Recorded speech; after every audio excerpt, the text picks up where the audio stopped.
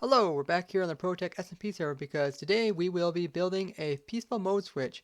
So that way we can actually block all the hostile mobs from spawning, and that way allows us to actually be able to build on certain projects without them bothering us. So we're currently under spawn chunks right now. We're actually at the very corner of one of the spawn chunks.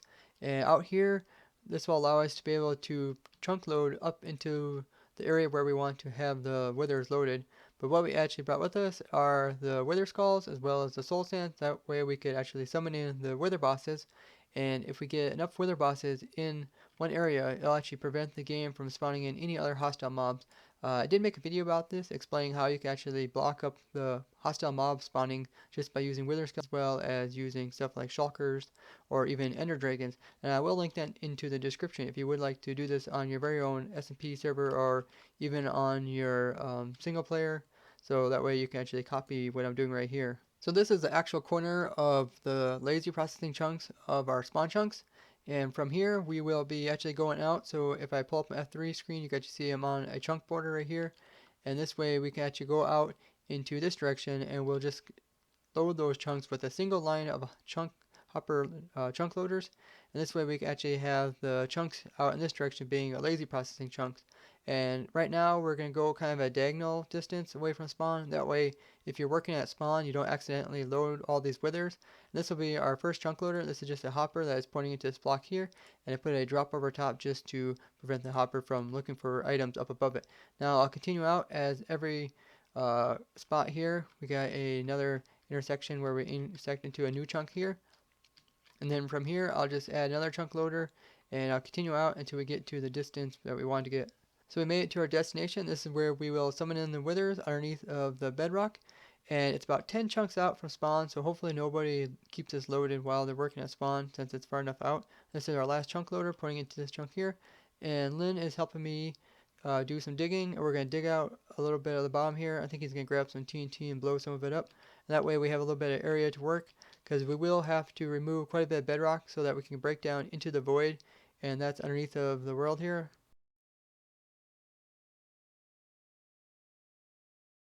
So we dug out a 16 by 16 area, about a chunk size area, and we also blew some of it up. And in the center here is where we will try to store the withers. We'll have them all stored in the center. So hopefully, since there'll be so many withers, hopefully they'll all be inside one chunk. And over here is where we will set the withers down into the void. And so we're going to have to break some bedrock. And what I have is some dragon eggs, which we will drop and break this bedrock. I will link in the description to the video where I explain how you can break bedrock with dragon eggs. And by doing this, we will be able to break bedrock and we'll get down to Y level 0 bedrock. And then from there, we will break some more bedrock. But this machine I set up here is a new machine I came up with, which allows you to drop dragon eggs in a lazy processing chunk. It works kind of strangely, but the way that it works is that this piston arm is moving back and forth, and when this chunk unloads as a lazy processing chunk, there's a chance that this arm will actually allow this dragon egg to fall through it, and by doing that it will actually break the bedrock underneath of it. But what we have is a bunch of banners hooked to that dragon egg, so once that dragon egg falls, all the other dragon eggs will also fall, and this way we don't have to build up any kind of fancy machine. Now since these chunks are being loaded as a lazy processing chunk, since I built those chunk loaders from spawn chunks out to here, all we have to do is actually just log off, and then this machine will actually be able to detect when this chunk becomes a lazy processing chunk. So we'll do that, and hopefully the dragon eggs will be able to drop and break some bedrock. So it did work. I was trying to get it to work. It took a little while. I thought I had to move the piston, but it's just because I had another account logged in. So I logged out other account, and then this way it would unload, and then it actually dropped the dragon eggs. So it does work. It's just a little finicky. I'll probably make a video about it once I figure out more about it. But now I'm just going to reset this machine again and break some more of the bedrock down below. So I set the banners and dragon eggs back up again. Now I'm just going to log off and hopefully it'll work again. So we removed the bedrock all the way down to Y0, and the dragon eggs don't go any lower than Y0. So from here we're going to have to use a piston bedrock breaking method, and I'll link in the description. This is Myra Irio's piston breaking. So we will actually come down and try to break probably this piece right in here, and we'll have to set up a chain of pistons to break this piece of bedrock. So we set up our piston and our TNT, and we ignited it, and we got our first headless piston. Now we're going to put in our second piston, and we're going to do it again. We're going to remove power from it, and then we will be able to keep this last headless piston over here still powered by having a lever over here. Make sure we don't pull that block away. And now we will put the TNT back in again and then set up for our next explosion. So now we'll just put some stone on top of it, and hopefully we can blow up the next headless piston, or blow up this next piston over here without destroying the first one. So yep, you can see that it blew off the head of this piston over here, and we also got this one there as well. So now we have 2 headless pistons. Now I just put down another lever to keep this one powered. I'll put it right here for now. And now we can set up a redstone needed to actually break this last piece of bedrock. So we set up the pistons. We got both our headless pistons as well as our 2 non-sticky pistons. And they're all wired up, and we got a lever back here which is powering them. So now we can remove this source back here without the pistons retracting. Now by removing the power to those pistons, we should be able to remove the bedrock underneath of them. And it looks like it was successful. So if we remove this piece, you see there is a hole down into the void. So from here we will be able to send in our withers down into the void. So before we summon in the withers, we will want to first give them a target to go towards, otherwise they'll just fall directly into the void and die from the void damage. If we keep them close to the bedrock, they won't actually die from the void damage. So what we're going to do is actually put a chicken in here, and once you have a chicken in here, we will try to push it into a minecart.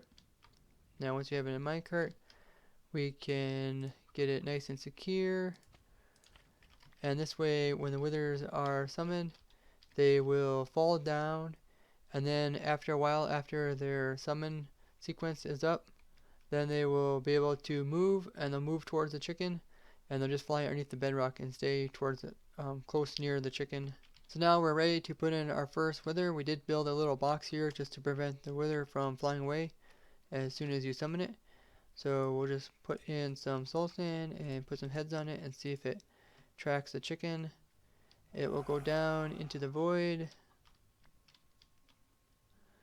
and then once it explodes, it should go towards the chicken.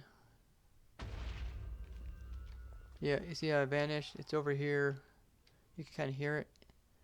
He's over here underneath of the chicken, so that's good. Now we just have to summon 3 stacks worth of withers, so about 128 withers, so it's gonna be quite a while.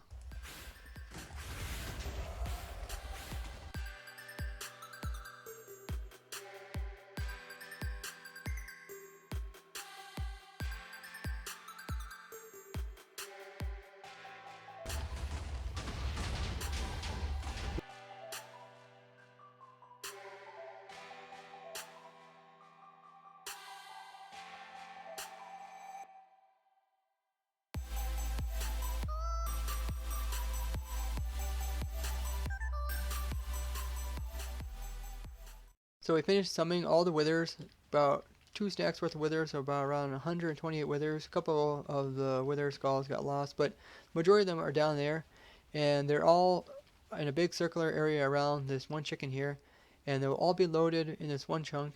And since we got this chunk being a lazy processing chunk, we will be able to have this being chunk loaded, and then from here the game will be able to see all the withers here, even though they won't be in an entity processing chunk, so they won't be processed as an entity, but they'll still be loaded as a lazy processing chunk, and therefore they will still count towards the hostile mob cap. But we will leave the area, and now all the withers will be unloaded, so they won't be shooting off skulls, because currently they're shooting a lot of skulls off, which is causing a lot of entities, and those entities are flying through the air, and then they're also getting unloaded, so actually causing quite a few entities. But we'll leave the area, and I may switch into spectator mode just to show you all the withers down below.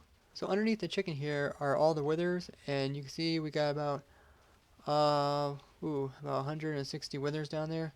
Should be able to hold the mob cap for about 2 players. They're loading their chunks, and they're all focusing on this chicken, and where we drop the withers in are over here by this obsidian block.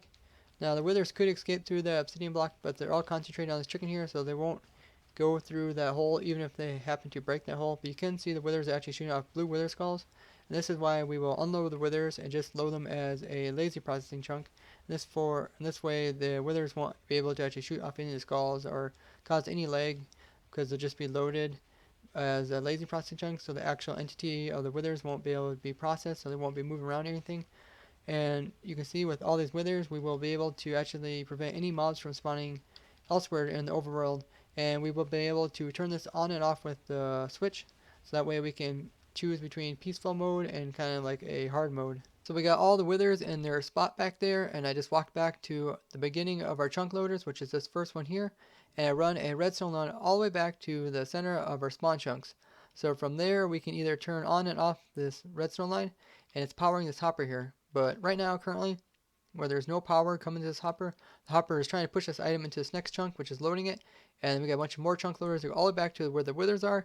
And right now, they are being loaded so that if we go out in the world, the game will see that all the withers are loaded, and they won't try to spawn in any other hostile mobs. So we won't have any zombies or skeletons or creepers spawning in our overworld.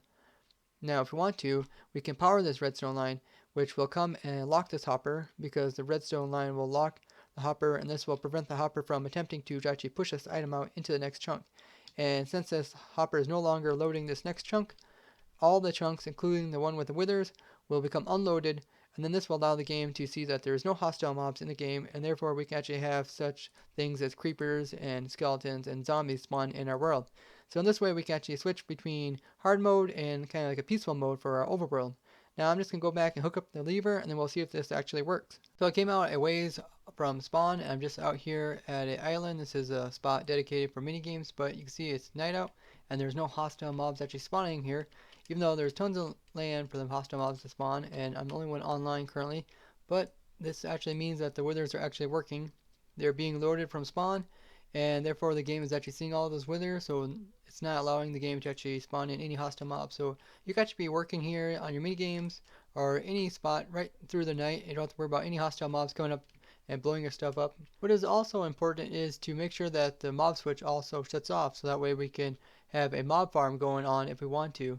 So I went ahead and put the lever in and turned the mob farm off, and you can see that there is mobs spawning over here. We got a creeper, we got some skeletons, we got some spiders. So the mob switch is working the way we need to, so that's all good. So we did some chunk looting off of spawn chunks, as well as did some bedrock breaking, and we also summoned in 160 withers. So I think that's going to be it for today. So thanks for watching as I have fun in survival. Bye bye!